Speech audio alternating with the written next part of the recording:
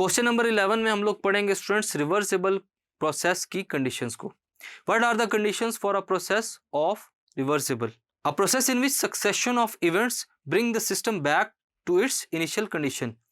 जितने भी events occur होंगे सिस्टम के अंदर स्टूडेंट्स, वो तमाम इनिशियल स्टेट्स को वापस पहुंचाएंगे अपनी इनिशियल जगह पर। इसको हम लोग क्या कहते हैं स्टूडेंट्स? Reversible process.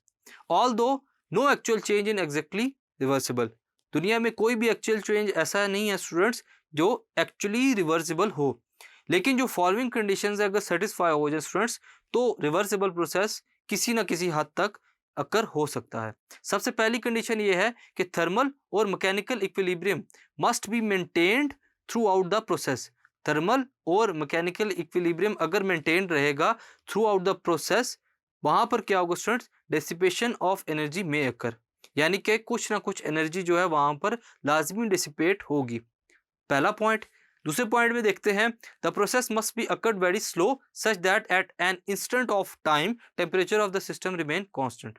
ये प्रोसेस इतना स्लो हो सकता है स्टूडेंट्स कि किसी भी इंस्टेंट ऑफ टाइम के ऊपर जो टेम्परेचर है वो कांस्टेंट रखना पड़ता है। सो अगर इन दो कंडीशंस को फॉलो किया जाए स्टूडेंट्स, तो हम लोग रिवर्सेबल प्रोसेस को अचीव कर सकते हैं।